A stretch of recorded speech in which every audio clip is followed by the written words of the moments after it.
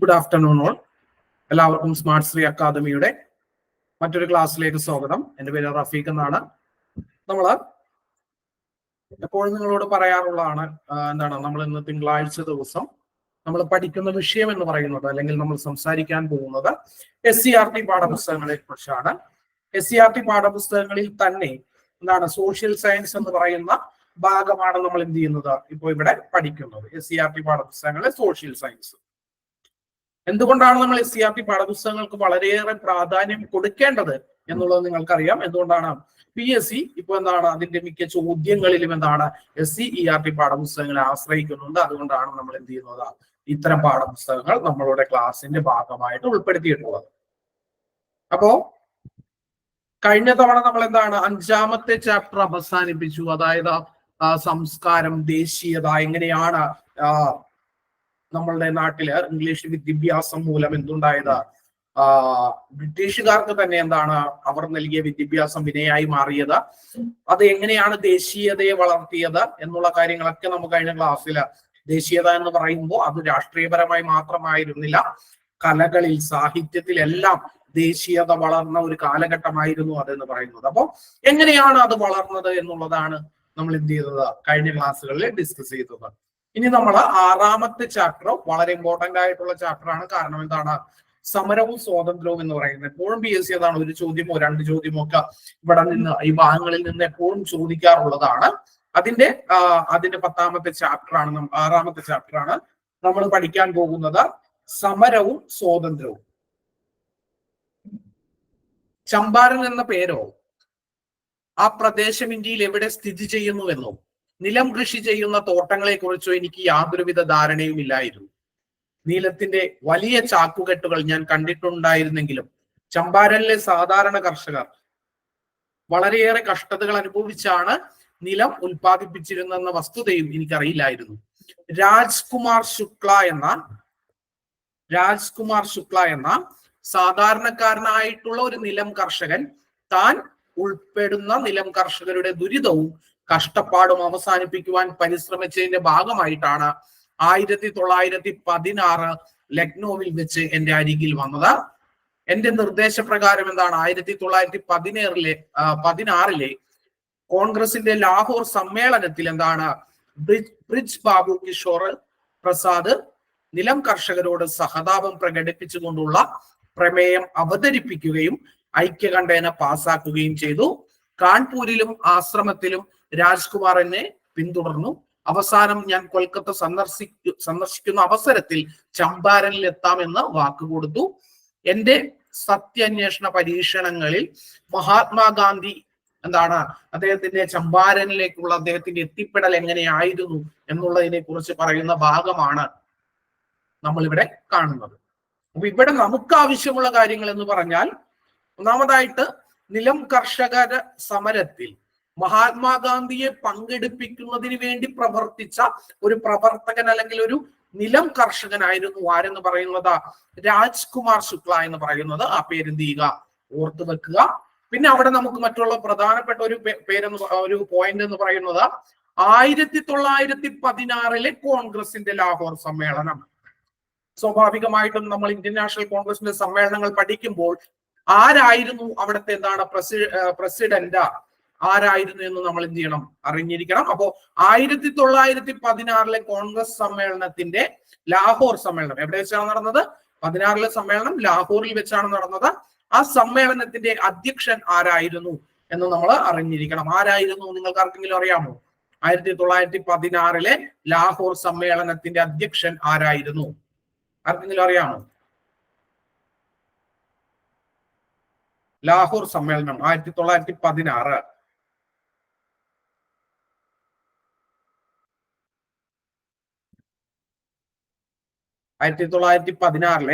ലാഹോർ സമ്മേളനത്തിന്റെ അധ്യക്ഷനായിരുന്നു ആരെന്ന് പറയുന്നത്?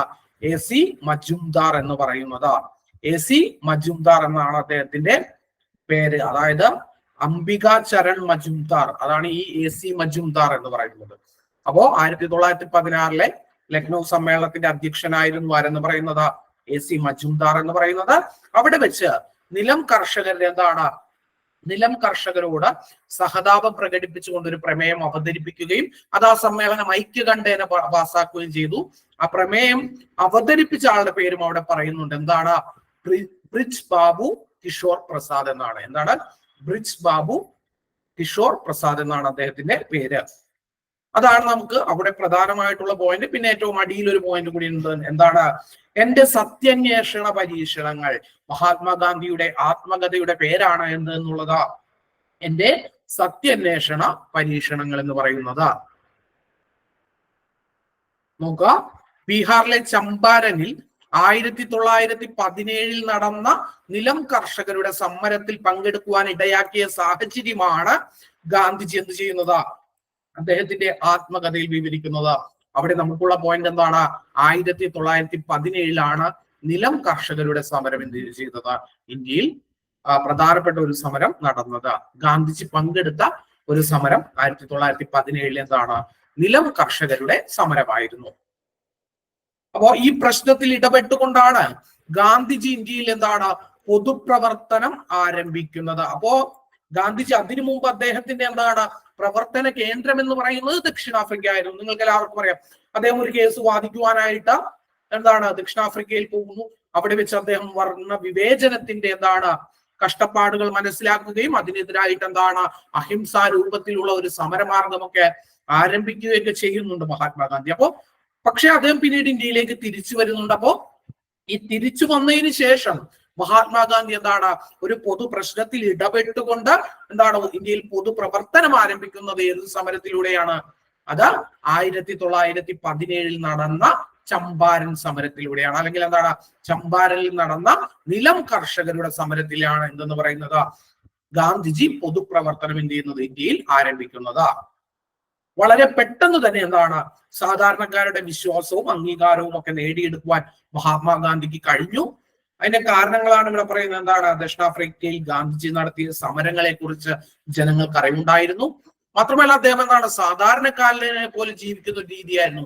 ഭക്ഷണമായാലും വസ്ത്രമായാലും ഭാഷയായാലും അദ്ദേഹം വളരെ സാധാരണക്കാരിൽ സാധാരണക്കാരനാണ്. എല്ലാത്തിലും മിതത്വം പാലിച്ചിരുന്ന ഒരു വ്യക്തിയാണ്. ഇതൊക്കെ മഹാത്മാഗാന്ധിയെ ജനങ്ങളിലേക്ക് ആകർഷിക്കുവാൻ കാരണമായി. മറ്റൊരു പ്രധാനപ്പെട്ട പോയിന്റ് എന്ന് പറയുന്നത് അഹിംസയിൽ അധിഷ്ഠിതമായിട്ടുള്ള സമരരീതിയാണ്. അഹിംസയിൽ അധിഷ്ഠിതമായിട്ടുള്ള സമരരീതി. പിന്നെ എന്താണ്? സത്യഗ്രഹം. അതായത് സത്യത്തെ ഗ്രഹിച്ചുകൊണ്ട് മുന്നോട്ട് പോകുന്ന ഒരു സമരരീതി. അങ്ങനെയുള്ള സമരരീതികളൊക്കെയാണ് ഇദ്ദേഹം എന്ത് ചെയ്തത്? മഹാത്മാഗാന്ധി മുന്നോട്ട് വെച്ചിരുന്നത്. അതുകൊണ്ട് തന്നെ എന്താണ് തങ്ങളുടെ പ്രശ്നങ്ങൾ പരിഹരിക്കാൻ കഴിയുന്ന ഒരു രക്ഷകനായിട്ടാ ഈ പറയുന്ന ആളുകൾ മഹാത്മാഗാന്ധി എന്താണ് ജനങ്ങൾ വിലയിരുത്തുവാനായിട്ട് തുടങ്ങി.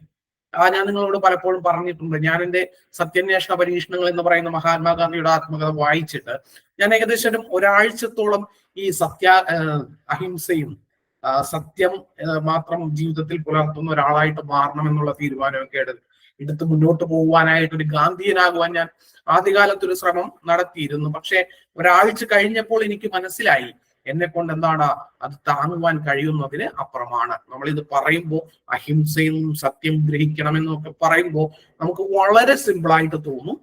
പക്ഷെ അക്രമത്തെക്കാൾ വലിയ ബുദ്ധിമുട്ട് നമുക്ക് അത് എന്താണ് അക്രമത്തെക്കാൾ വലിയ ബുദ്ധിമുട്ടാണ് ഒരു മനുഷ്യൻ അഹിംസാവാദിയായിട്ടിരിക്കുവാനും എന്താണ് സത്യം മാത്രം പറഞ്ഞുകൊണ്ടൊക്കെ ജീവിക്കാനാണ് എന്താണ് ഈ പറയുന്ന എല്ലാത്തിനേക്കാളും വളരെ ബുദ്ധിമുട്ടാണ് എന്ന് ഞാൻ തിരിച്ചറിഞ്ഞു. ഗാന്ധിജിയൊക്കെ എന്ന് പറഞ്ഞാൽ അല്ലെങ്കിൽ അദ്ദേഹത്തിന്റെ ഫോളോവേഴ്സ് എന്നൊക്കെ പറഞ്ഞാൽ അത്രയും വിൽ പവർ ഉണ്ടായിരുന്ന ആളുകളാണ് എന്നാണ് അതിൽ നിന്ന് മനസ്സിലാക്കേണ്ടത്. എനിക്ക് അത്തരത്തിലുള്ള ഒരു വിൽ പവർ ഇല്ലാത്തത് കൊണ്ട് എന്ത് ചെയ്യാൻ പറ്റിയില്ല.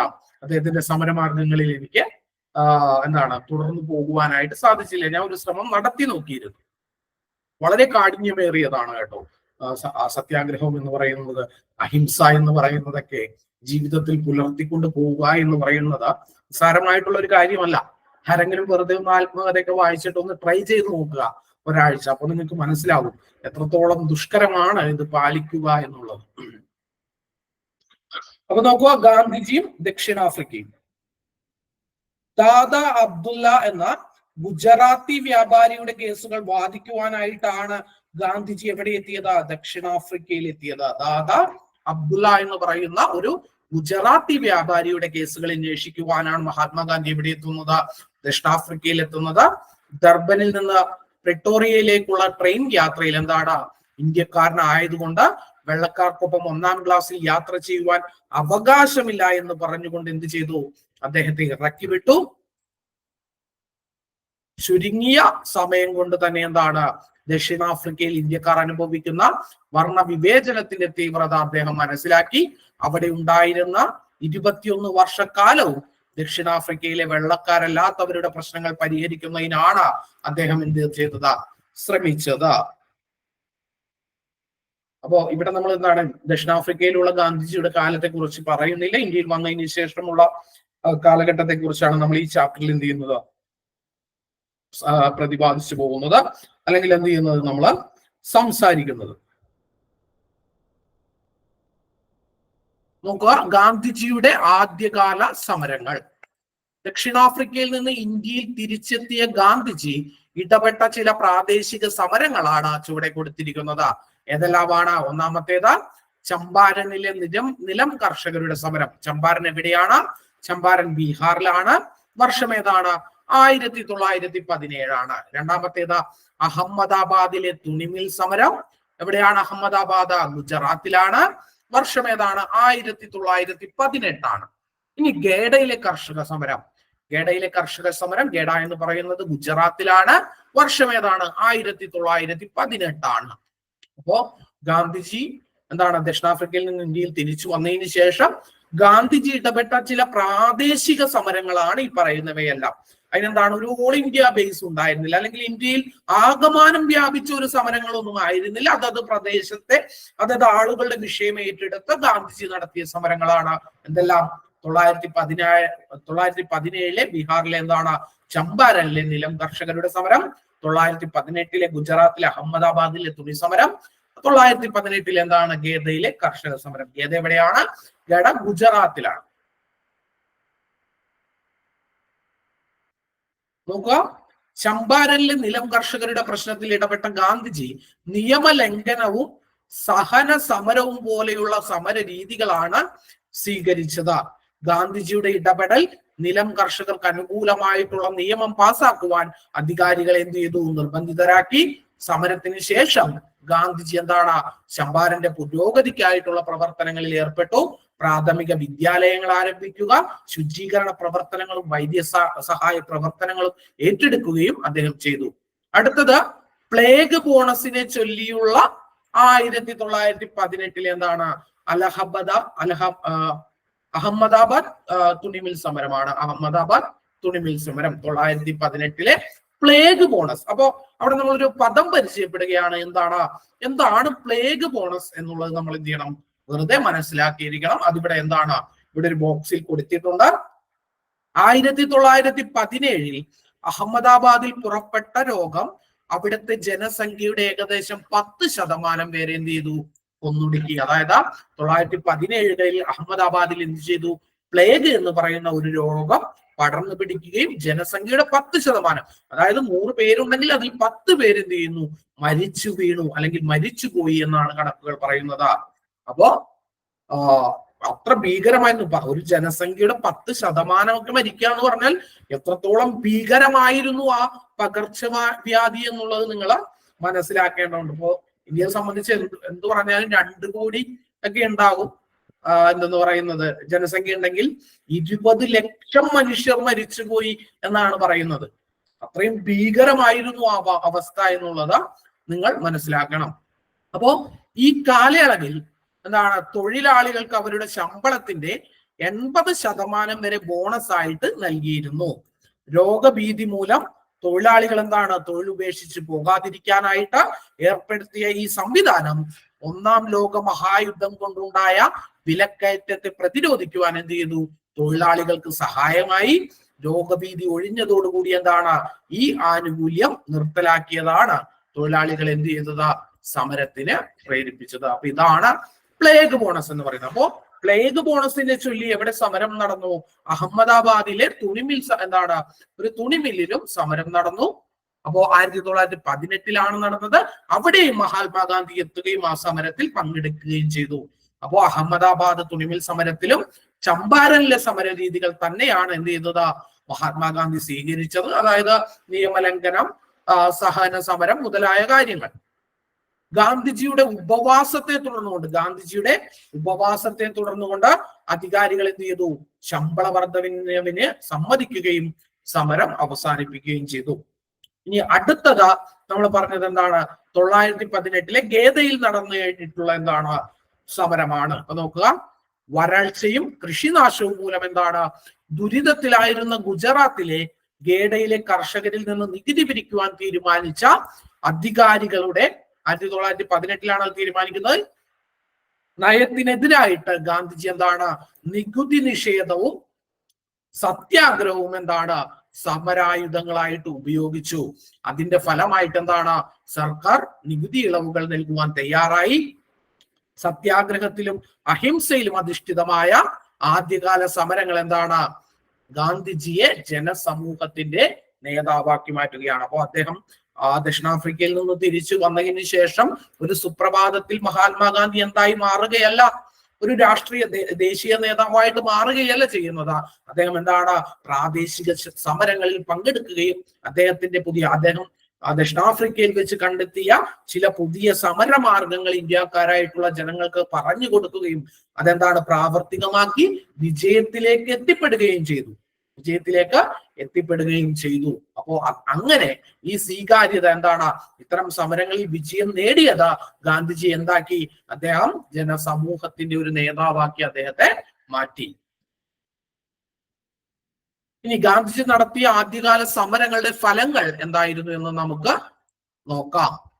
ഗാന്ധിജിയുടെ സമരരീതിയും ആശയങ്ങളും സാധാരണക്കാരായിട്ടുള്ള ജനങ്ങൾക്ക് പരിചയപ്പെടുവാനായിട്ട് അവസരം ലഭിച്ചു. അതുവരെ ഇന്ത്യക്കാരായിട്ടുള്ള ജനങ്ങൾ കണ്ടിരുന്ന ഒരു സമര രീതിയിൽ നിന്നും വളരെ വിഭിന്നമായിട്ടുള്ള ഒരു സമര രീതിയാണ് മഹാത്മാഗാന്ധി എന്ത് ചെയ്തത്? മഹാത്മാഗാന്ധി അവതരിപ്പിച്ചത്. അതാണ് പറയുന്നത്, ആ സമര രീതി എന്താണ്? ജനങ്ങൾക്ക് പുതിയതായിരുന്നെങ്കിലും അവർക്കത് ഇഷ്ടപ്പെട്ടു. എന്താണ്? വലിയ അക്രമങ്ങളോ കലാപങ്ങളോ ഒന്നും സൃഷ്ടിക്കാത്ത ഒരു സമരരീതി, പൂർണ്ണമായും സഹനത്തിൽ അധിഷ്ഠിതമായിട്ടുള്ള ഒരു സമരരീതി. അപ്പോൾ ഗാന്ധിജിയുടെ ഈ സമരരീതിയും ആശയങ്ങളും എന്താണ്? ജനങ്ങളിലേക്ക് പരിചയപ്പെടുത്തുവാനായിട്ട് ഇദ്ദേഹം ഈ പറയുന്ന എന്താണ്? ആദ്യകാല സമരങ്ങളിലൂടെ അദ്ദേഹത്തിന് സാധിച്ചു.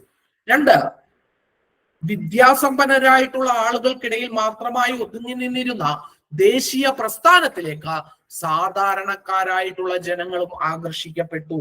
എന്താണ്? വളരെ പ്രധാനപ്പെട്ട ഒരു പോയിന്റ് ആണത്. അതായത് വിദ്യാസമ്പന്നരായിട്ടുള്ള ആളുകൾക്കിടയിൽ എന്താണ്? മാത്രമായിരുന്നു ആ കാലഘട്ടത്തിൽ എന്താണ്?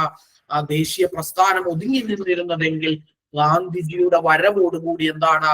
സാധാരണക്കാരായിട്ടുള്ള ജനങ്ങളും എന്തായി? അവരും ഈ പറയുന്ന ദേശീയ പ്രസ്ഥാനത്തിന്റെ ഭാഗമായിട്ട് മാറി. പട്ടണങ്ങളിൽ മാത്രം ഒതുങ്ങി നിന്നിരുന്ന ദേശീയ പ്രസ്ഥാനത്തിന് എന്താണ്? ഗ്രാമപ്രദേശങ്ങളിലും വേരോട്ടമുണ്ടായി. എല്ലാ വിഭാഗങ്ങളും എന്താണ്? എല്ലാ വിഭാഗം ജനങ്ങൾക്കും സ്വീകാര്യനായിട്ടുള്ള ഒരു ദേശീയ നേതാവായിട്ട് മഹാത്മാഗാന്ധി മാറുകയാണ് പിന്നീട് ചരിത്രത്തിൽ ഉണ്ടാകുന്നത്. അപ്പൊ നമ്മൾ പറയും മഹാത്മാഗാന്ധിയുടെ സമര രീതി കൊണ്ടാണ് എന്താണ് നമുക്ക് സ്വാതന്ത്ര്യം കിട്ടാൻ വൈകിയത്. നമ്മൾ ആയുധം എടുത്തിരുന്നെങ്കിൽ നമുക്ക് കുറച്ചു മുൻപേ സ്വാതന്ത്ര്യം കിട്ടുമായിരുന്നു എന്നൊക്കെ അഭിപ്രായങ്ങൾ പറയുന്ന ആളുകളൊക്കെ ഉണ്ട്. നിങ്ങളും പല ഇടത്തും കേട്ടിട്ടുണ്ടാവും. ഇപ്പൊ മഹാത്മാഗാന്ധിയും എന്താണ്? അദ്ദേഹം മനുഷ്യനാണ്. അദ്ദേഹത്തിന്റെ തെറ്റുകളൊക്കെ എന്താണ്? പറ്റും, സ്വാഭാവികമാണ്. അല്ലെങ്കിൽ അദ്ദേഹം എന്താണ്? ഒരു ദൈവമൊന്നുമല്ല. അല്ലെങ്കിൽ എന്താണ്? പൂർണ്ണമായിട്ട് അദ്ദേഹവും മനുഷ്യനാണ്. സ്വാഭാവികമായിട്ടും എന്താണ്? തെറ്റുകളും എന്താണ് പ്രശ്നങ്ങളും ഒക്കെ അദ്ദേഹത്തിന്റെ ഭാഗത്തും ഉണ്ടാവും. എങ്കിലും ഞാൻ പറയുന്നത് എന്താണ്? നമ്മൾ പറയുന്നില്ലേ, ഇപ്പൊ ഇന്ത്യയിൽ മുഴുവൻ യുവാക്കൾക്ക് ഏറ്റവും ഇഷ്ടപ്പെട്ട ദേശീയ നേതാവ് അല്ലെങ്കിൽ സ്വതന്ത്ര സമര സേനാനിയാണ് ആരാണ് എന്ന് ചോദിച്ചാൽ നമ്മൾ എന്താണ്? ചിലപ്പോൾ ഭഗത് സിംഗിന്റെ ഒക്കെ പേരുകൾ നമ്മൾ കേൾക്കുമായിരിക്കും. ഇപ്പോ ഒരു സർവേ നമ്മൾ എടുക്കുകയാണെങ്കിൽ നേതാജി സുഭാഷ് ചന്ദ്രബോസിന്റെയോ ഭഗത് സിംഗിന്റെയോ ഒക്കെ പേരുകൾ നമ്മൾ കേൾക്കുമായിരിക്കും. പക്ഷേ നിങ്ങൾ മനസ്സിലാക്കേണ്ടത് ഈ നേതാജി സുഭാഷ് ചന്ദ്രബോസിനോ ഭഗത് സിംഗിനോ കഴിയാത്ത ഒരു കാര്യമാണ് ആർക്ക് കഴിഞ്ഞത്? കേൾക്കാൻ എന്തെങ്കിലും ബുദ്ധിമുട്ടുണ്ടോ?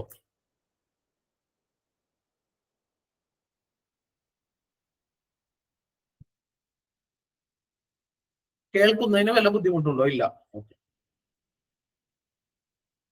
അപ്പൊ എന്താണ്?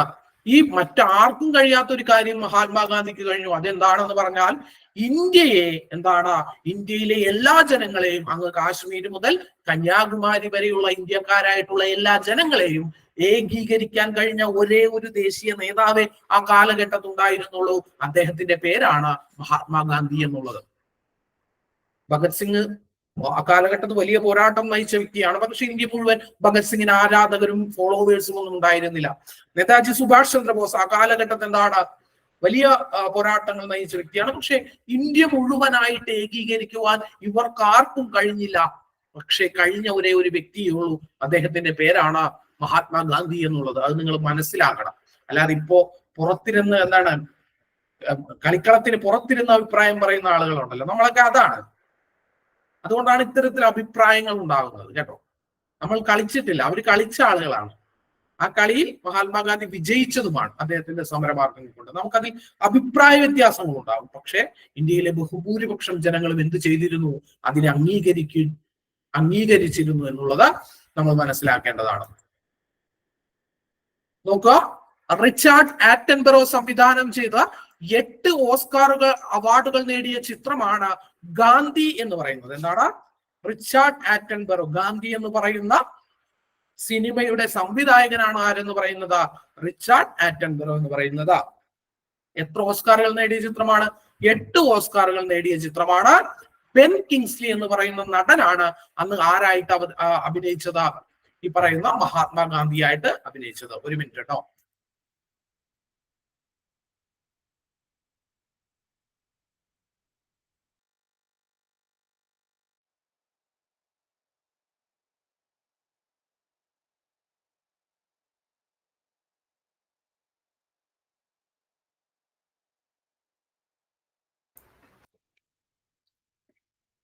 അപ്പൊ ഗാന്ധി സിനിമയുടെ സംവിധായകന്റെ പേരാണ് എന്തെന്ന് പറയുന്നത്? റിച്ചാർഡ് ആറ്റൻബറോ എന്ന് പറയുന്നത്. 8 ഓസ്കാർ അവാർഡുകൾ സ്വന്തമാക്കിയ സിനിമയാണ്. അതിൽ മഹാത്മാഗാന്ധിയായിട്ട് അഭിനയിച്ച നടന്റെ പേരാണ് ബെൻ കിങ്സ്ലി എന്ന് പറയുന്നത്. എന്താണ്? ബെൻ കിങ്സ്ലി എന്ന് പറയുന്നത്. അപ്പോ ഈ ഗാന്ധി എന്ന് പറയുന്ന ചലച്ചിത്രം ഇന്ത്യയുടെ സ്വാതന്ത്ര്യ സമര ചരിത്രത്തിന്റെ ഗാന്ധിയൻ കാലഘട്ടത്തിന്റെ എന്താണ് ദൃശ്യ ആവിഷ്കാരമാണ്. ശ്യാം ബെനഗലിന്റെ മേക്കിംഗ് ഓഫ് മഹാത്മാ ഗാന്ധിജിയുടെ ദക്ഷിണാഫ്രിക്കയിലെ ജീവിതാനുഭവങ്ങളാണ് ചിത്രീകരിക്കുന്നത്.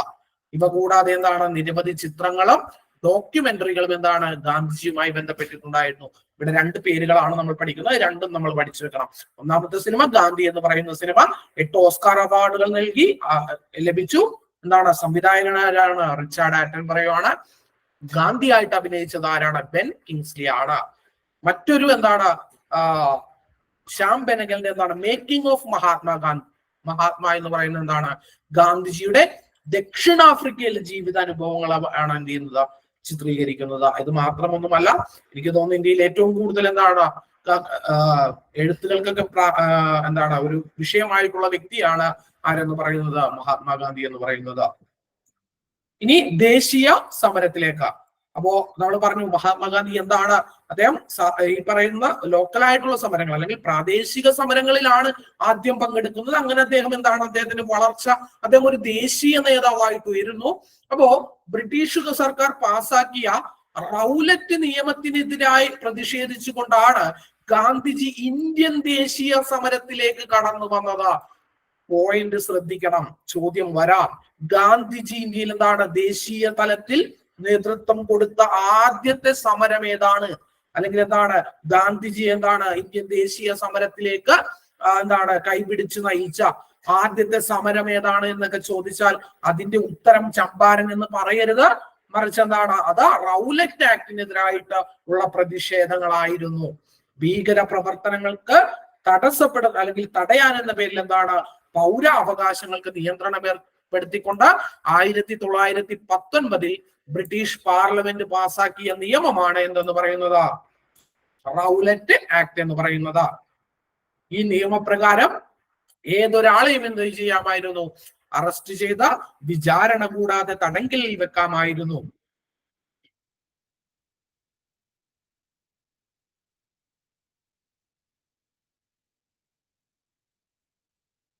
ഈ പറയുന്ന 1919 എന്താണ് റൗലറ്റ് ആക്ടുമായി ബന്ധപ്പെട്ടുകൊണ്ടാണ് ഇന്ത്യയിൽ എന്തുണ്ടാകുന്നത്?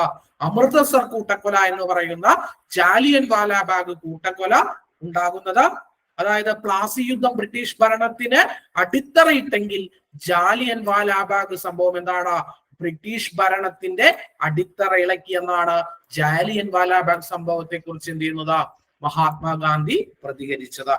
റൗലറ്റ് ആക്ടുമായിട്ട് ബന്ധപ്പെട്ടുകൊണ്ടുണ്ടായ ഒരു സംഭവം, ഒരു ഇൻസിഡന്റ് ആണ്, അല്ലെങ്കിൽ ഒരു കൂട്ടക്കൊലയാണ്, മാസ്ട്രിയാണ് എന്തെന്ന് പറയുന്നത്. ജാലിയൻ വാലാബാഗ് കൂട്ടക്കൊല എന്ന് പറയുന്നത് ഗാന്ധിജി ആദ്യമായിട്ട് ദേശീയ സമര രംഗത്തേക്ക് വരുന്നത് റൗലറ്റ് ആക്ടിനെതിരായിട്ട് പ്രതിഷേധിച്ചുകൊണ്ടാണ്. അപ്പോ നമ്മളിപ്പോ ജാലിയൻ വാലാബാഗ് എന്ന് പറഞ്ഞു, എന്താണ് ജാലിയൻ വാലാബാഗിൽ സംഭവിച്ചത് അതുകൂടി നമ്മൾ മനസ്സിലാക്കിയിരിക്കണം. നിങ്ങൾക്ക് എല്ലാവർക്കും അറിയാവുന്നതാണെങ്കിലും നമ്മൾ ഒരിക്കൽ കൂടി എന്താണ് ഈ കാര്യങ്ങളൊക്കെ ഇവിടെ പറഞ്ഞു പോകുന്നു എന്ന് മാത്രം. നോക്കുക, റൗലറ്റ് നിയമവിരുദ്ധമായിട്ടുള്ള, അതായത് റൗലറ്റ് നിയമവിരുദ്ധ സമരങ്ങൾക്ക് എന്താണ് പഞ്ചാബിൽ നേതൃത്വം നൽകിയ വ്യക്തികളായിരുന്നു ആരെല്ലാം? സൈഫുദ്ദീൻ കിച്ലു, സത്യപാൽ മുതലായ ആളുകൾ.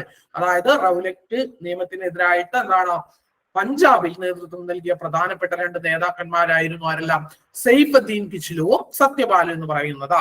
ഈ രണ്ട് വ്യക്തികളെയും എന്ത് ചെയ്തു? ഇവരെ ബ്രിട്ടീഷുകാർ എന്ത് ചെയ്തു? അറസ്റ്റ് ചെയ്തു. ഇതിൽ പ്രതിഷേധിക്കുവാനായിട്ട് 1919 ഏപ്രിൽ 13 ജനങ്ങൾ അമൃതസറിലെ ജാലിയൻ വാലാബാഗിൽ എന്ത് ചെയ്തു? ഒത്തുകൂടി. അമൃതസർ പട്ടണത്തിന്റെ നിയന്ത്രണം ഈ സമയം എന്താണ് പട്ടാളം ഏറ്റെടുത്തിരുന്നു. പട്ടാള മേധാവിയായിട്ടുള്ള ജനറൽ ഡയർ തന്റെ ഉത്തരവ് ലംഘിച്ചു എന്ന് വ്യാഖ്യാനിച്ചുകൊണ്ട് യാതൊരു മുന്നറിയിപ്പുമില്ലാതെ എന്താണ് 3 വശവും കെട്ടിടങ്ങളാൽ ചുറ്റപ്പെട്ട മൈതാനത്തിന്റെ പ്രവേശന കവാടത്തിൽ പട്ടാളക്കാരെ നിരത്തി നിരായുധരായിട്ടുള്ള ജനങ്ങൾക്ക് നേരെ വെടിവെക്കുവാനായിട്ട് ഉത്തരവിട്ടു. 10 മിനിറ്റ് നീണ്ടു നിന്ന വെടിവെപ്പിൽ എന്താണ് 379 പേർ മരിച്ചു എന്നായിരുന്നു ഔദ്യോഗിക കണക്കുകളെങ്കിലും എന്താണ് ഇതിന്റെ ഇരട്ടിയായിരുന്നു എന്താണെന്ന് പറയുന്നത് അന്നുണ്ടായ മരണം എന്ന് പറയുന്നത്. സംഭവം ഇത്രയേ ഉള്ളൂ. എന്താണ് 1919 ഏപ്രിൽ 13 ജാലിയൻ വാലാബാഗ് സംഭവിക്കുന്നത്.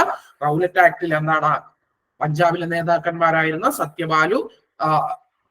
സത്യപാല് കിച്ലു എന്നിവരെ എന്താണ് അറസ്റ്റ് ചെയ്തതിൽ പ്രതിഷേധിച്ച് സമാധാനപരമായിട്ട് എന്താണ് ഒരു സ്ഥലത്തൊത്തുകൂടി. ജാലിയൻ വാലാബാഗ് 3 വശവും മതിലുകളാൽ ചുറ്റപ്പെട്ട ഒരു സ്ഥലമായിരുന്നു. അവർക്ക് രക്ഷപ്പെടുവാൻ വേറെ മാർഗമൊന്നും ഉണ്ടായിരുന്നില്ല.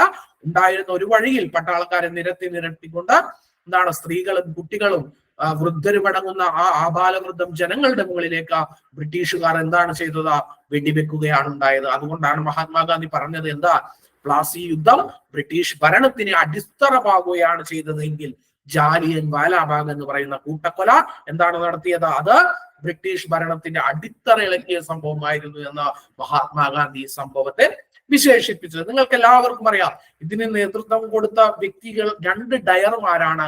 ഒന്ന് വെടിവെപ്പ് നടത്തിയ പട്ടാള ഉദ്യോഗസ്ഥനായിട്ടുള്ള എന്താണ് റെജിനാൾഡ് ഡയർ എന്ന് പറയുന്ന ഡയർ, അദ്ദേഹം എന്താണ് മേജറാണ്. പിന്നെ രണ്ടാമത് അന്ന് പഞ്ചാബിലെ ലഫ്റ്റനന്റ് ഗവർണർ ആയിരുന്ന മൈക്കിൾ ഓഡയർ. എന്നാൽ ഈ പറയുന്ന സംഭവത്തിന് ശേഷം എന്താണ് ഒരുപാട് വർഷങ്ങൾക്ക് ശേഷം 1948 എന്ത് സംഭവിക്കുന്നത്? ഇന്ത്യക്കാർ ഈ ജാലിയൻ വാലാബാഗിന്റെ മണ്ണിൽ വീണ നമ്മളുടെ ഇന്ത്യക്കാരുടെ രക്തത്തിന് ഒരു ഇന്ത്യക്കാരൻ ബ്രിട്ടനിൽ വെച്ച് പകരം ചോദിക്കുകയുണ്ടായി. അദ്ദേഹത്തിന്റെ പേരാണ് ഉദ്ധം സിംഗ് എന്നുള്ളത്. നിങ്ങൾ ഉദ്ധം സിംഗ് എന്ന് പറയുന്ന ഒരു സിനിമ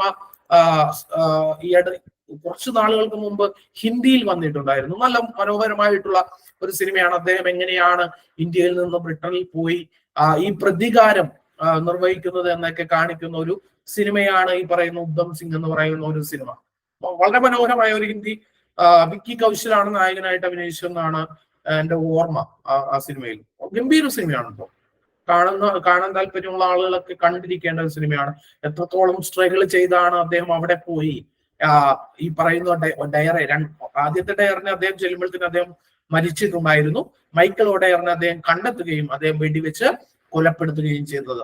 അതിനുശേഷമുള്ള വിചാരണ വേളയിൽ അദ്ദേഹം പറഞ്ഞു, അതായത് അദ്ദേഹത്തിന്റെ പേര് ചോദിച്ചപ്പോൾ അദ്ദേഹം പറഞ്ഞത്, എന്റെ പേര് ഈ റെക്കോർഡുകളിൽ എന്താണ് റാം മുഹമ്മദ് സിംഗ് ആസാദ് എന്ന് എഴുതി ചേർക്കണം. എന്തുകൊണ്ടാണ് എന്ന് അദ്ദേഹം അതിന് ഉത്തരം പറയുന്നത്, ജാലിയൻ വാലാബാഗിന്റെ മണ്ണിൽ വീണത് എന്താണ് ഇന്ത്യക്കാരായിട്ടുള്ള മുസ്ലിങ്ങളുടെയും ഹിന്ദുക്കളുടെയും സിഖുകാരുടെയും രക്തമാണ്. അതിനെ ഓർമ്മപ്പെടുത്തുവാനായിട്ടാണ് എന്റെ പേര് എന്താണ് റാം മുഹമ്മദ് സിംഗ് ആസാദ് എന്ന് ചേർക്കണമെന്ന് അദ്ദേഹം പറഞ്ഞത്. അപ്പൊ അതിന് നമ്മൾ എന്ത് ചെയ്തു? ഒരു ഇന്ത്യക്കാരൻ ഈ പറയുന്ന ജാലിയൻ വാലാബാഗ് കൂട്ടക്കൊലയ്ക്ക് പ്രതികാരം ചെയ്തു. ഈ മൈക്കിൾ ഒഡയറിനെ നമ്മൾ എന്ത് ചെയ്തു? ബ്രിട്ടനിൽ വെച്ച് അവരുടെ സ്ഥലത്ത് പോയിട്ട് എന്ത് ചെയ്തു? സിംഹത്തെ അടിക്കണമെങ്കിൽ അതിന്റെ മടയിൽ പോയി അടിക്കണം എന്ന് പറയില്ലേ? അല്ല, പുലിയെ അടിക്കണമെങ്കിൽ അതിന്റെ മടയിൽ ചെന്നടിക്കണം എന്ന് പറയുന്നത് പോലെ ബ്രിട്ടീഷുകാരെ നമ്മൾ എന്ത് ചെയ്തു? അവരുടെ മടയിൽ ചെന്ന് നമ്മളുടെ ഒരു ഇന്ത്യക്കാരൻ നമ്മളുടെ ശക്തി കാണിച്ചു കൊടുത്തു. അദ്ദേഹത്തിന്റെ പേര് മറക്കരുത്, ഉദ്ധം സിംഗ് എന്നാണ് അദ്ദേഹത്തിന്റെ പേര്, സർദാർ ഉദ്ധം സിംഗ്. അടുത്തത് നിസ്സഹകരണ സമരവും ഖിലാഫത്ത് പ്രസ്ഥാനവും. എന്താണ് നിസ്സഹകരണ സമരവും ഖിലാഫത്ത് പ്രസ്ഥാനവും? അപ്പൊ ഇവിടെ നിങ്ങളൊരു ഇത് കാണുന്നുണ്ട്. ഇത് എന്താണ് നിസ്സഹകരണ സമരം എന്നുള്ളതിന്റെ എന്താണ് ഒരു ചാർട്ട് ഫോം ആണ് കാണുന്നത്. നമുക്കത് നോക്കാം. നിസ്സഹകരണ സമരം എന്ന് പറഞ്ഞിട്ട് വേറെ ഒന്നുമില്ല. വക്കീലന്മാർ എന്ത് ചെയ്യുന്നു? കോടതി ബഹിഷ്കരിക്കുന്നു, വിദേശ വസ്തുക്കൾ ബഹിഷ്കരിക്കുന്നു, തിരഞ്ഞെടുപ്പുകൾ ബഹിഷ്കരിക്കുന്നു, ബ്രിട്ടീഷ് പുരസ്കാരങ്ങൾ തിരികെ നൽകുന്നു, നികുതി നൽകാതിരിക്കുന്നു, വിദ്യാർത്ഥികൾ എന്ത് ചെയ്യുന്നു? ഇംഗ്ലീഷ് വിദ്യാശാലകൾ എന്ത് ചെയ്യുന്നു? വിദ്യാലയങ്ങൾ ബഹിഷ്കരിക്കുന്നു. ഇതൊക്കെയാണ് എന്തെന്ന് പറയുന്നത് നിസ്സഹകരണ സമരം എന്ന് പറയുന്നത് കൊണ്ട് എന്ത് ചെയ്യുന്നത്? ഉദ്ദേശിക്കുന്നത്. അപ്പോ ഗാന്ധിജിയുടെ നേതൃത്വത്തിൽ ഇന്ത്യൻ നാഷണൽ കോൺഗ്രസ് നടത്തിയ ആദ്യത്തെ ദേശീയ പ്രക്ഷോഭം ഏതാണ് എന്ന് ചോദിച്ചാൽ അതിന്റെ ഉത്തരമാണ് എന്തെന്ന് പറയുന്നത് നിസ്സഹകരണ സമരം. പോയിന്റ് ശ്രദ്ധിക്കണം. ആദ്യമായിട്ട് ഗാന്ധിജി ദേശീയ സമരത്തിലേക്ക് വരുന്നത് റൗലറ്റ് നിയമത്തിനെതിരായിട്ടാണ്. പക്ഷെ ഗാന്ധിജിയുടെ നേതൃത്വത്തിൽ ആദ്യമായിട്ട് ഒരു ദേശീയ സമരം നടക്കുന്നത് എന്താണ്? റൗലറ്റ് ആക്ടിനെതിരായിട്ടുള്ള സമരങ്ങളല്ല, മറിച്ച് എന്താണ്? അത് ഈ പറയുന്ന നിസ്സഹകരണ സമരമാണ്. എന്താണ്? നിസ്സഹകരണ സമരമാണ്. റൗലറ്റ് വിരുദ്ധ സമരം നൽകിയ ആത്മവിശ്വാസം ബ്രിട്ടീഷ് ഭരണത്തോട് നിസ്സഹകരണം പ്രഖ്യാപിക്കുവാൻ ഗാന്ധിജിയെ പ്രേരിപ്പിച്ചു. നിസ്സഹകരണത്തിന്റെ സവിശേഷതകൾ എന്തായിരുന്നു എന്നുള്ളതാണ് പറയാൻ പോകുന്നത്. ഇന്ത്യയിലെ ജനങ്ങൾ ഗാന്ധിജിയുടെ ആഹ്വാനം സ്വീകരിച്ചു. അതിന്റെ ചില ഉദാഹരണങ്ങളാണ് ഇവിടെ പറയുന്നത്. അവധിലെ കർഷകർ എന്ത് ചെയ്തു? അവർ നികുതി നൽകുവാൻ വിസമ്മതിച്ചു. വടക്കൻ ആന്ധ്രയിലെ ഗിരിവർഗക്കാർ എന്ത് ചെയ്തു? വന നിയമം ലംഘിച്ചു. വനത്തിനുള്ളിൽ പ്രവേശിക്കുകയും ഉൽപ്പന്നങ്ങൾ ശേഖരിക്കുകയും ചെയ്തു. ഉത്തർപ്രദേശിലെ കർഷകർ കോളനി ഉദ്യോഗസ്ഥരുടെ ചുമടുകൾ എടുക്കാൻ വിസമ്മതിച്ചു. തൊഴിലാളികൾ പണിമുടക്കി. വക്കീലന്മാർ കോടതിയിൽ പോകാൻ വിസമ്മതിച്ചു. വിദ്യാർത്ഥികൾ ബ്രിട്ടീഷ് സർക്കാരിന്റെ സ്കൂളുകളും കോളേജുകളും ഉപേക്ഷിച്ചു. സ്ത്രീകൾ അടക്കമുള്ള ജനങ്ങൾ എന്താണ്? വിദേശ വസ്ത്രങ്ങൾ പൊതുനിരത്തുകളിൽ കൂട്ടിയിട്ട് കത്തിച്ചു. ഇതാണ് എന്തെന്ന് പറയുന്നത് ഈ പറയുന്ന ബഹിഷ്കരണം എന്ന് പറയുന്നത്, അല്ലെങ്കിൽ എന്താണ് നിസ്സഹകരണം എന്ന് പറയുന്നത്. ബഹിഷ്കരണത്തോടൊപ്പം എന്താണ്? നിർമ്മാണ പ്രവർത്തനങ്ങൾക്കും, അതായത് കൺസ്ട്രക്റ്റീവ് പ്രോഗ്രാമിനും ഗാന്ധിജി ആഹ്വാനം നൽകി. ഇതിനെ തുടർന്നുകൊണ്ട് എന്താണ്? ജനങ്ങൾ തദ്ദേശീയമായിട്ടുള്ള ഉൽപ്പന്നങ്ങൾ നിർമ്മിക്കുകയും ചർക്കയിൽ നൂല് നൂറ്റ് ഖാദി വസ്ത്രം നെയ്യുകയും ദേശീയ വിദ്യാലയങ്ങൾ ആരംഭിക്കുകയും ഹിന്ദി ഭാഷ പ്രചരിപ്പിക്കുകയും ചെയ്തു. ഐത്തോച്ചാടന പ്രവർത്തനങ്ങളും ഇതിന്റെ ഭാഗമായിരുന്നു. അക്കാലത്ത് സ്ഥാപിക്കപ്പെട്ട ദേശീയ വിദ്യാലയങ്ങൾക്ക് ഉദാഹരണമാണ് കാശി വിദ്യാപീഠം, ഗുജറാത്ത് വിദ്യാപീഠം, ജാമിയ മിലിയ തുടങ്ങിയവ. ഇംഗ്ലീഷ് വിദ്യാലയങ്ങൾ ബഹിഷ്കരിച്ചിറങ്ങിയ വിദ്യാർത്ഥികൾ ദേശീയ വിദ്യാഭ്യാസത്തിലേക്ക് എന്ത് ചെയ്യപ്പെട്ടു? ആകർഷിക്കപ്പെട്ടു. നിസ്സഹകരണ സമരം നടക്കുന്ന അതേ കാലഘട്ടത്തിൽ ഇന്ത്യയിൽ എന്താണ്? ഖിലാഫത്ത് നേതാക്കളായിട്ടുള്ള മൗലാന മുഹമ്മദ് അലി, മൗലാന ഷൗക്കത്ത് അലി എന്നിവരുടെ നേതൃത്വത്തിൽ എന്താണ്? ഖിലാഫത്ത് പ്രസ്ഥാനം ശക്തി പ്രാപിച്ചു. ഖിലാഫത്ത് പ്രസ്ഥാനത്തെ ഇന്ത്യൻ ദേശീയ പ്രസ്ഥാനത്തോട് ചേർത്തു നിർത്തിയത് എന്താണ്? സ്വാതന്ത്ര്യ സമരത്തിൽ മുസ്ലിങ്ങളുടെ സജീവ സാന്നിധ്യം ഉറപ്പാക്കുവാൻ ഗാന്ധിജിക്ക് കഴിഞ്ഞു. ഗാന്ധിജി ഖിലാഫത്ത് നേതാക്കളോടൊപ്പം ഇന്ത്യയിൽ ഉടനീളം സഞ്ചരിച്ചെന്താണ്? തന്റെ ആശയങ്ങൾ പ്രചരിപ്പിച്ചു. ഇതിന്റെ ഫലമായിട്ട് എന്താണ്? ബ്രിട്ടീഷ് വിരുദ്ധ വികാരം ഇന്ത്യയുടെ മുക്കിലും മൂലയിലും എത്തി. ഹിന്ദു മുസ്ലിം ഐക്യം എന്ത് ചെയ്യപ്പെട്ടു? ഇന്ത്യയിൽ ശക്തമാക്കപ്പെട്ടു. അതായത് നിങ്ങൾ മനസ്സിലാക്കേണ്ടത് ഖിലാഫത്ത് മൂവ്മെന്റ്, അതായത് നിസ്സഹകരണ പ്രസ്ഥാനത്തിനോടൊപ്പം ഇന്ത്യയിൽ നടന്ന മറ്റൊരു മൂവ്മെന്റ് ആണ്, ബ്രിട്ടീഷുകാർക്കെതിരായിട്ട് ഇന്ത്യയിൽ നടന്ന മറ്റൊരു മൂവ്മെന്റ് ആണ് എന്തെന്ന് പറയുന്നത് ഖിലാഫത്ത് മൂവ്മെന്റ് എന്ന് പറയുന്നത്. ഖിലാഫത്ത് മൂവ്മെന്റ് എന്ന് പറയുന്നത് എന്താണ്? തുർക്കിയിലെ അത് ഇന്ത്യൻ സ്വാതന്ത്ര്യ സമരവുമായിട്ട് യാതൊരു ബന്ധവുമുള്ള ഒരു സംഭവമല്ല എന്നുള്ളത് നിങ്ങൾ മനസ്സിലാക്കണം. അതായത് ഇന്ത്യയിലെ മുസ്ലിങ്ങളുടെയും ലോകത്തിലുള്ള എല്ലാ മുസ്ലിങ്ങളുടെയും എന്താണ് ആ കാലഘട്ടത്തെ ഏറ്റവും ഭരണാധികാരിയും ആത്മീയ നേതാവുമായിട്ടൊക്കെ അവർ കണ്ടിരുന്നത് തുർക്കി ഖലീഫയെ ആയിരുന്നു. എന്നാൽ ഓട്ടോമൻ എംപയറിലുള്ള ഖലീഫമാരെ ആയിരുന്നു എന്തായിട്ട് കണ്ടിരുന്നത്? ഈ പറയുന്ന മുസ്ലിങ്ങളുടെ എന്താണ് ആത്മീയ നേതാവൊക്കെ ആയിട്ട് ജനങ്ങൾ കണ്ടിരുന്നത്. ഈ ഒന്നാം ലോക മഹായുദ്ധം അവസാനിപ്പിച്ചപ്പോൾ നമ്മൾ ഒന്നാം ലോക മഹായുദ്ധം പഠിച്ചപ്പോൾ പറഞ്ഞിട്ടുണ്ട് എന്താ ഈ പറയുന്ന തുർക്കി എന്ന് പറയുന്നത് ആരുടെയൊക്കെ ഒപ്പമായിരുന്നു? ജർമ്മനിയുടെ ഒക്കെ ഒപ്പമായിരുന്നു. ബ്രിട്ടൻ പിന്നീട് തുർക്കി എന്ത് ചെയ്യുന്നു? കീഴ്പ്പെടുത്തി എന്നൊക്കെ നമ്മൾ പറഞ്ഞു. ആ സമയത്ത് അന്ന് എന്താണ് ഈ പറയുന്ന ജർമ്മനിക്കൊപ്പം നിന്നത് കൊണ്ട് എന്ത് ചെയ്തു? ഈ പറയുന്ന ഒട്ടോമൻ ഭരണാധികാരികളെ ഭരണത്തിൽ നിന്നൊക്കെ എന്ത് ചെയ്തു?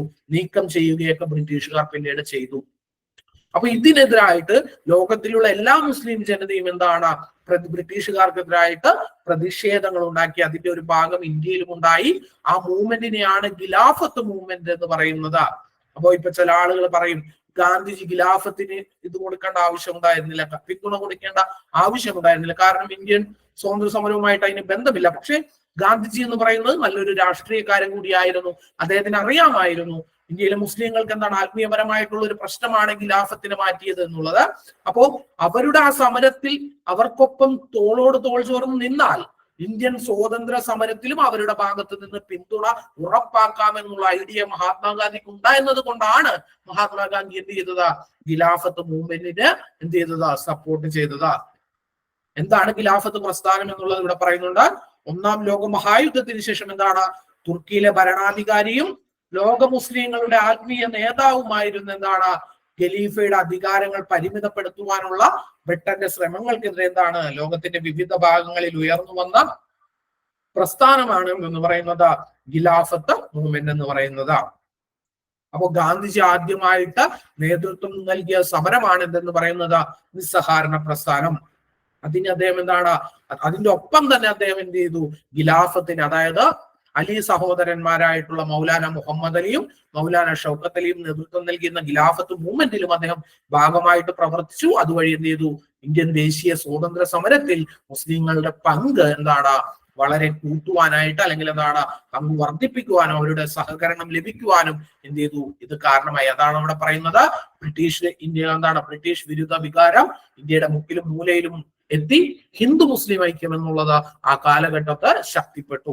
ഒരു സമയത്ത് ബ്രിട്ടീഷുകാരെ അത് തകർക്കാനുള്ള പല ശ്രമങ്ങളും ആരംഭിച്ചു. അത് വളരെ നല്ല രീതിയിൽ നടന്നു പോയിക്കൊണ്ടിരിക്കുകയാണ്. മഹാത്മാഗാന്ധിയാണ് പിന്നെയും അതിനിടയിൽ വന്ന് ഈ ഹിന്ദു മുസ്ലിം ഐക്യം എന്താണ് ഊട്ടി ഉറപ്പിക്കുവാൻ എന്താണ് അഹോരാത്രം പ്രവർത്തിച്ച എന്തെന്ന് പറയുന്നത് ഒരു രാഷ്ട്രീയ നേതാവ് എന്ന് പറയുന്നത് മഹാത്മാഗാന്ധിയാണ്. അതുകൊണ്ട് മാത്രമാണ് അദ്ദേഹത്തിന് എന്ത് ചെയ്യപ്പെട്ടത്? അദ്ദേഹം കൊല ചെയ്യപ്പെട്ടതും. നോക്കുക, ഉത്തർപ്രദേശിലെ ചൗരി ചൗര എന്ന ഗ്രാമത്തിൽ ജനങ്ങൾക്ക് നേരെ പോലീസ് വെടിവെച്ചതിൽ എന്താണ് രോക്ഷാകുലരായിട്ടുള്ള ജനങ്ങൾ പോലീസ് സ്റ്റേഷൻ ആക്രമിച്ചു, തീയിട്ടു. 22 പോലീസുകാർ എന്ത് ചെയ്തു? കൊല്ലപ്പെട്ടു. ഈ സംഭവം എന്ത് ചെയ്തു? ഗാന്ധിജിയെ വേദനിപ്പിച്ചു. ഇതോടുകൂടി എന്താണ് നിസ്സഹകരണ പ്രസ്ഥാനം നിർത്തിവെക്കുവാൻ എന്ത് ചെയ്തു? ഗാന്ധിജി ആഹ്വാനം ചെയ്തു. അതായത് നിസ്സഹകരണ പ്രസ്ഥാനമൊക്കെ തുടങ്ങി. നിസ്സഹകരണ പ്രസ്ഥാനം വളരെ മികച്ച രീതിയിൽ മുന്നോട്ട് പോയിക്കൊണ്ടിരിക്കുമ്പോഴാണ് ഉത്തർപ്രദേശിലെ ചൗരി ചൗര എന്ന് പറയുന്ന സ്ഥലത്ത് എന്താണ് ജനങ്ങളെ വെടിവെച്ചതിൽ പ്രതിഷേധിച്ച് ജനങ്ങൾ എന്താണ് പോലീസ് സ്റ്റേഷൻ ആക്രമിക്കുകയും തീയിടുകയും ചെയ്തു. അപ്പൊ ഇങ്ങനെ തീയിട്ടതോടുകൂടി അങ്ങനെ എന്താണ് 22 പോലീസുകാരും പിന്നെ എന്താണ് സിവിലിയന്മാരും ഒക്കെ എന്ത് ചെയ്തു? മരണപ്പെട്ടു. അപ്പോ എന്താണ് 22, 23 പല കണക്കുകളും. ഇപ്പൊ നമുക്ക് ബുക്കിൽ 22 എന്നുള്ളത് കൊണ്ട് നമുക്കത് ചെയ്യാം. 23 3 സിവിലിയന്മാരും ഒക്കെ ആണെന്നാണ് ഞാൻ മറ്റു പല സ്ഥലങ്ങളിലും ഒക്കെ വായിച്ചിട്ടുള്ളത്. നമുക്ക് ബുക്കിലുള്ളത് മതി. ഇപ്പൊ 22ഓളം പോലീസുകാർ എന്ത് ചെയ്തു? ആ ഇതിൽ മരിച്ചു. അപ്പോ ഗാന്ധിജിക്ക് ഇതൊരു വലിയ ഷോക്കായിരുന്നു. കാരണം അദ്ദേഹം അന്ന് പറഞ്ഞത് ഈ സമരം അതുകൊണ്ട് തന്നെ ഗാന്ധിജി പെട്ടെന്ന് പിൻവലിച്ചു. അത് അദ്ദേഹത്തിനെതിരായിട്ടുള്ള വലിയ വിമർശനമായിട്ട് പിന്നീട് എന്താണ് ഉയർന്നു വന്നു. പക്ഷെ എങ്കിലും മനസ്സിലാക്കേണ്ടത് മാത്രമല്ല, ഈ നിസ്സഹകരണ പ്രസ്ഥാനത്തിന്റെ പിൻവലിക്കലോട് കൂടിയാണ് ഇന്ത്യയിൽ പിന്നീട് ആംഡ് റിബീലിയൻ വീണ്ടും എന്ത് ചെയ്യുന്നത്? വീണ്ടും ഇന്ത്യയിൽ ശക്തിപ്പെടുന്നത്. സായുധ കലാപങ്ങൾ വീണ്ടും ഇന്ത്യയിൽ ശക്തിപ്പെടുന്നത് ഈ പറയുന്ന നിസ്സഹകരണ പ്രസ്ഥാനം പെട്ടെന്ന് പിൻവലിച്ചത് മറ്റൊരു കാരണമായി മാറിയിട്ടുണ്ട്. അപ്പോ ഗാന്ധിജി അന്ന് മനസ്സിലാക്കിയത്, അതായത് അദ്ദേഹത്തിന്റെ മാർഗം എന്ന് പറയുന്നത് സത്യാഗ്രഹവും സഹനവും അഹിംസയുമാണ്. അത് പൂർണ്ണമായിട്ട് മനസ്സിലാക്കുവാൻ ഇന്ത്യയിലെ ജനങ്ങൾക്ക് കഴിഞ്ഞിട്ടില്ല. അതിൽ വേദന കൊണ്ടാണ് മഹാത്മാഗാന്ധി എന്ത് ചെയ്തത്? അത് പിൻവലിച്ചത്. ശരിയോ തെറ്റോ എന്ന് ചോദിച്ചാൽ കാരണം തെറ്റാണ് എന്ന് പറയേണ്ടി വരും. കാരണം ഒരു പ്രത്യേക ഒരു ഇൻസിഡന്റിന്റെ പേരിൽ മാത്രം ഇന്ത്യ മുഴുവൻ നടന്ന അത്തരത്തിൽ വലിയ ഒരു മൂവ്മെന്റ് ഉണ്ടാക്കിയ ഒരു സമരം ഒരു കാരണവശാലും പിൻവലിക്കേണ്ടത് ഉണ്ടായിരുന്നില്ല. പക്ഷെ മഹാത്മാഗാന്ധി എന്ത് ചെയ്തു? അത് പിൻവലിച്ചു. പൂർണ്ണ സ്വരാജും നിയമലംഘനവും. ഇന്ത്യൻ സ്വാതന്ത്ര്യ സമരത്തിന് വഴിത്തിരിവായിരുന്നു 1929 ലാഹോർ സമ്മേളനം. ജവഹർലാൽ നെഹ്റുവിന്റെ അധ്യക്ഷതയിൽ നടന്ന ഇന്ത്യൻ നാഷണൽ കോൺഗ്രസിന്റെ സമ്മേളനം പ്രസ്തുത സമ്മേളനം എന്ത് ചെയ്യുന്നു? താഴെ പറയുന്ന ചില തീരുമാനങ്ങൾ കൈക്കൊണ്ടു. അപ്പോ 1929 മറ്റൊരു ലാഹോർ സമ്മേളനം നടക്കുന്നു. 1916 ഒരു ലാഹോർ സമ്മേളനം നമ്മൾ പറഞ്ഞു, എ സി മജുംദാറാണ് അതിന്റെ പ്രസിഡന്റ് എങ്കിൽ 1929 വീണ്ടും ലാഹോറിൽ വെച്ച് ഇന്ത്യൻ നാഷണൽ കോൺഗ്രസിന്റെ മറ്റൊരു സമ്മേളനം നടന്നു. അതിന്റെ പ്രസിഡന്റ് ആയിരുന്നത് ആരാണ്?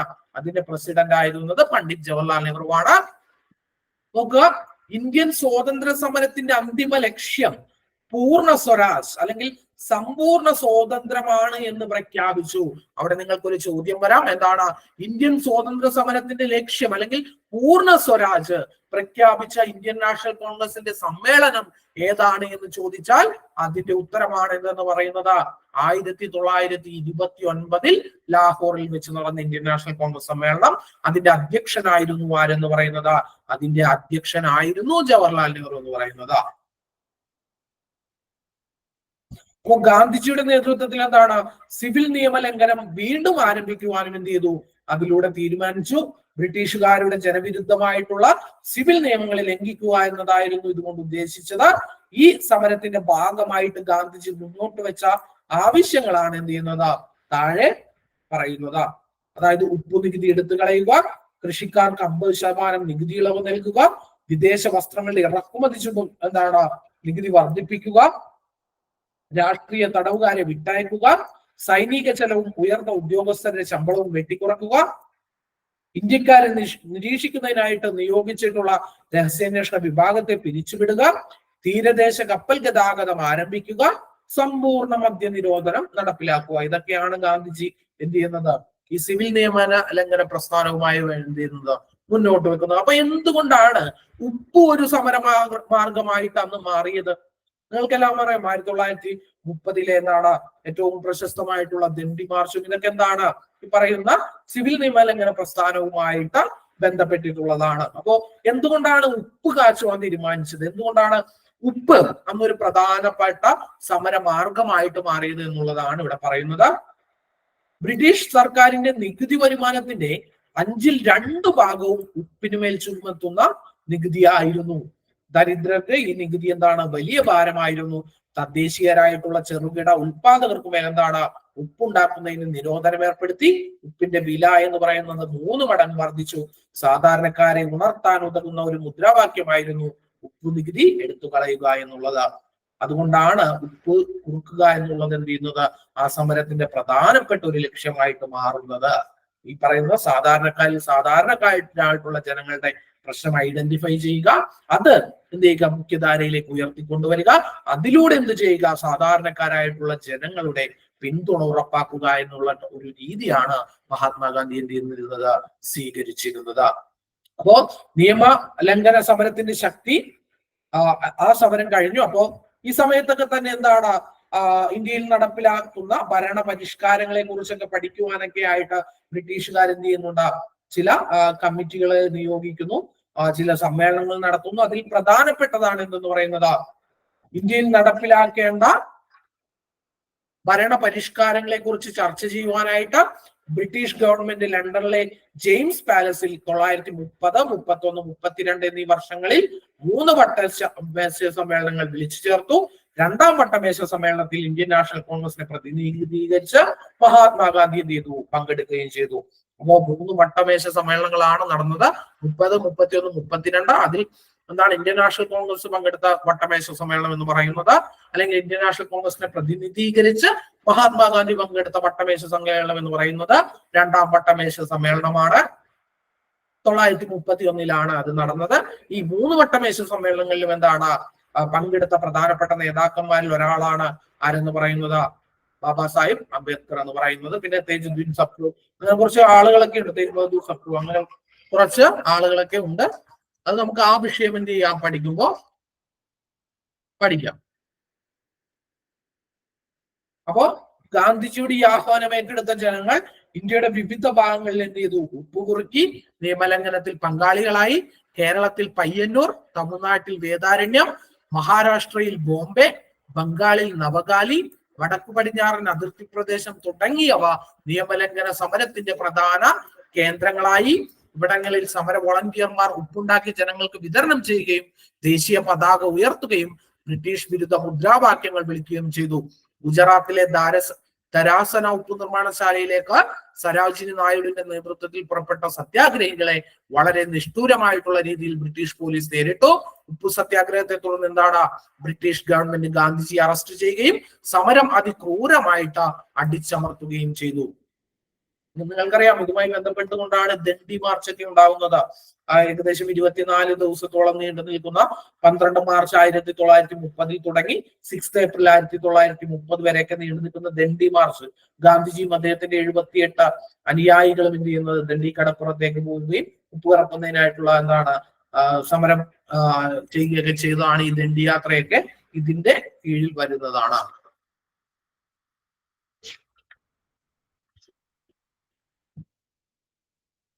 നോക്കുക, അടുത്തത് ബ്രിട്ടീഷുകാർ ഇന്ത്യ വിടുക. ഇതാ ഒരു മന്ത്രം, ഒരു കൊച്ചു മന്ത്രം ഞാൻ നിങ്ങൾക്ക് തരുന്നു. നിങ്ങളുടെ ഓരോ ശ്വാസവും അതിന് ആവിഷ്കാരം നൽകണം. പ്രവർത്തിക്കുക അല്ലെങ്കിൽ മരിക്കുക. ഒന്നുകിൽ നാം ഈ ഇന്ത്യയെ സ്വതന്ത്രമാക്കും, ഇല്ലെങ്കിൽ ആശ്രമത്തിൽ മരിക്കും. നാം നമ്മുടെ അടിമത്തം തുടരുന്നത് കാണുവാൻ ജീവിച്ചിരിക്കുകയില്ല. മഹാത്മാഗാന്ധി. 1942 ഓഗസ്റ്റ് 8 ബോംബെയിൽ ചേർന്ന കോൺഗ്രസ് സമ്മേളനത്തിൽ ഗാന്ധിജി ജനങ്ങളോട് പറഞ്ഞ വാക്കുകളാണിത്. പ്രവർത്തിക്കുക അല്ലെങ്കിൽ മരിക്കുക. ഏത് സമരവുമായി ബന്ധപ്പെട്ട മുദ്രാവാക്യമാണത്? ഡു ഓർ ഡൈ എന്ന് പറയുന്നത്. ഡു ഓർ ഡൈ എന്ന് പറയുന്നത് ഏത് സമരവുമായി ബന്ധപ്പെട്ട മുദ്രാവാക്യമാണ്? ക്വിറ്റ് ഇന്ത്യ സമരവുമായി ബന്ധപ്പെട്ട മുദ്രാവാക്യമാണ്. അപ്പൊ 1942 ആഗസ്റ്റ് 8 ബോംബെയിൽ വെച്ചൊരു സമ്മേളനം നടക്കുന്നുണ്ടായിരുന്നു. ആ ബോംബെ സമ്മേളനത്തിന്റെ അധ്യക്ഷൻ ആരായിരുന്നു? 42 ബോംബെ സമ്മേളനത്തിന്റെ അധ്യക്ഷൻ ആരായിരുന്നു? മൗലാന അബ്ദുൽ കലാം ആസാദ് ആയിരുന്നു എന്തെന്ന് പറയുന്നത് ആ സമരത്തിന്റെ അധ്യക്ഷൻ എന്ന് പറയുന്നത്. ഇന്ത്യൻ നാഷണൽ കോൺഗ്രസ് ഗാന്ധിജിയുടെ നേതൃത്വത്തിൽ നടത്തിയ അവസാനത്തെ ബഹുജന സമരമാണ് ക്വിറ്റ് ഇന്ത്യ സമരം എന്ന് പറയുന്നത്. സിവിൽ നിയമ ലംഘന സമരം പോലെ തന്നെ ജനകീയമായ മറ്റൊരു സമരമായിരുന്നു എന്തെന്ന് പറയുന്നത് ക്വിറ്റ് ഇന്ത്യ സമരം. എല്ലാ അധികാരങ്ങളും ഇന്ത്യക്ക് കൈമാറി ഇന്ത്യ വിടാൻ ബ്രിട്ടീഷുകാരെ നിർബന്ധിക്കുന്ന അഹിംസയിലൂന്നിയ ഒരു സമരമാണ് ഇതിലൂടെ ഇന്ത്യൻ നാഷണൽ കോൺഗ്രസ് വിഭാവനം ചെയ്തത്. ക്വിറ്റ് ഇന്ത്യ സമരത്തിന് കാരണമായിട്ടുള്ള ചില ഘടകങ്ങൾ പരിശോധിക്കാം.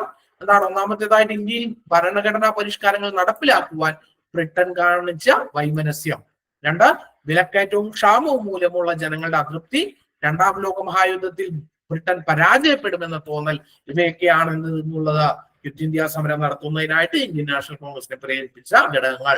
ഈ സമരത്തിന്റെ ഭാഗമായി ഗാന്ധിജി ജനങ്ങൾക്ക് നൽകിയ നിർദ്ദേശങ്ങളായിരുന്നു എന്തെന്നുള്ള പറയുന്നത് നാട്ടുരാജാക്കന്മാർ സ്വന്തം ജനങ്ങളുടെ പരമാധികാരം അംഗീകരിക്കണം, കർഷകർ ഭൂനികുതി കൊടുക്കാൻ കൂട്ടാക്കരുത്, സർക്കാർ ജീവനക്കാർ രാജിവെക്കാതെ ദേശീയ പ്രസ്ഥാനത്തോട് കൂറ് പരസ്യമാക്കണം, പട്ടാളക്കാർ സ്ഥാനങ്ങൾ വെടിയാതെ സ്വന്തം ആൾക്കാർക്ക് നേരെ വെടിവെക്കുവാനായിട്ട് വിസമ്മതിക്കണം, സ്വതന്ത്ര പ്രാപ്തി വരെ പിടിച്ചു നിൽക്കുവാൻ കഴിയുമെങ്കിൽ വിദ്യാർത്ഥികൾ പഠനം ഉപേക്ഷിക്കണം. ഇവയൊക്കെയാണ് അന്ന് മഹാത്മാഗാന്ധി എന്ത് ചെയ്തത്? ജനങ്ങളോട് പറഞ്ഞിരുന്നത്. ഗാന്ധിജി അടക്കമുള്ള നേതാക്കളെ അറസ്റ്റ് ചെയ്ത ബ്രിട്ടീഷ് സർക്കാർ പ്രക്ഷോഭത്തെ അതിക്രൂരമായിട്ട് നേരിട്ടു. അക്രമാസക്തരായിട്ടുള്ള ജനങ്ങൾ പലയിടങ്ങളിലും ഗവൺമെന്റ് കെട്ടിടങ്ങൾ, ഇലക്ട്രിക് ലൈനുകൾ, ഗതാഗത മാർഗങ്ങൾ എന്നിവ തകർത്തു. 1942 അവസാനിക്കുമ്പോൾ ഇന്ത്യ ആകെ സമരത്തിന്റെ തീച്ചുളയിലായിരുന്നു. സ്വാതന്ത്ര്യം നേടാനുള്ള ഇന്ത്യൻ ജനതയുടെ നിശ്ചയദാർഢ്യത്തിനുള്ള തെളിവായിരുന്നു ക്വിറ്റ് ഇന്ത്യ പ്രസ്ഥാനം എന്ന് പറയുന്നത്. അപ്പോ മഹാത്മാഗാന്ധി ഇന്ത്യയിൽ നടത്തിയിട്ടുള്ള ഏകദേശം ചില സമരങ്ങളുടെ വളരെ ഡീറ്റെയിൽഡ് ആയിട്ടുള്ളതല്ല, എന്നാൽ SCERT പാഠപുസ്തകത്തിൽ വരുന്ന ഭാഗങ്ങളാണ് നമ്മൾ ചെയ്തത്. നമ്മൾ ഗാന്ധിജി എന്ന് പറയുന്ന ഒരു ചാപ്റ്റർ എടുക്കുമ്പോൾ നമുക്ക് 2-3 ക്ലാസ്സുകളായിട്ട് വളരെ വിപുലമായിട്ട് ഇത് പഠിക്കേണ്ടതുണ്ട്. എങ്കിലും എന്ത് ചെയ്യുക, നിങ്ങൾ ബേസിക് പഠിക്കുക. ബേസിക് പഠിക്കുന്നതിനൊപ്പം തന്നെ റാങ്ക് ഫയലൊക്കെ എടുത്തു വെച്ച് കൂടുതൽ ഡീറ്റെയിൽഡ് ആയിട്ട് പഠിക്കാൻ കഴിയുന്ന ആളുകൾ അങ്ങനെ തന്നെ ചെയ്ത് മുന്നോട്ട് പോവുക. അപ്പോ ഇവിടെ വെച്ചിട്ട് നമ്മൾ ഈ ചാപ്റ്റർ ഇവിടെ അവസാനിപ്പിക്കുകയാണ്. കാരണം ഇനി അടുത്ത ഭാഗം എന്ന് പറയുന്നത് ഇന്ത്യൻ സ്വാതന്ത്ര്യ സമരം എന്ന് പറയുമ്പോൾ ഞാൻ പറഞ്ഞു മഹാത്മാഗാന്ധി മാത്രമായിരുന്നില്ല, അങ്ങനെ കൂടി പറയരുത്. മഹാത്മാഗാന്ധിക്ക് വലിയ സ്വാധീനം ഉണ്ടായിരുന്നു. പക്ഷെ ഇന്ത്യൻ സ്വാതന്ത്ര്യ സമരത്തിലെ പങ്ക് ബ്രിട്ടീഷുകാരെ വിറപ്പിക്കുന്നതിലുള്ള പങ്ക് മഹാത്മാഗാന്ധിക്ക് മാത്രം അവകാശപ്പെടാനുള്ളതായിരുന്നില്ല. അതിന് മറ്റുള്ള സമരങ്ങളും ഇന്ത്യൻ സ്വാതന്ത്ര്യ സമരത്തിന്റെ ഭാഗമായിട്ട് ഇന്ത്യയിൽ നടന്നിട്ടുണ്ട്. അത്തരത്തിലുള്ള വിപ്ലവാത്മക പ്രവർത്തനങ്ങളെ കുറിച്ചാണ് അടുത്തുള്ള ക്ലാസ്സുകളിൽ നമ്മൾ പഠിക്കാനായിട്ട് പോകുന്നത്. അതാണ് ഈ വേറിട്ട വഴികൾ എന്ന് പറയുന്നതിന്റെ കീഴിലായിട്ട് നമ്മൾ എന്ത് ചെയ്യാൻ പോകുന്നത്, പഠിക്കുവാനായിട്ട് പോകുന്നത്. അപ്പോ ഇതോടുകൂടി എന്താണ് നമ്മൾ ഈ ക്ലാസ് അവസാനിപ്പിക്കുകയാണ്. പറഞ്ഞ കാര്യങ്ങൾ എല്ലാവർക്കും വളരെ നന്നായിട്ട് മനസ്സിലായി എന്ന് കരുതുന്നു. എല്ലാവർക്കും നന്ദി, നമസ്കാരം. Thank you.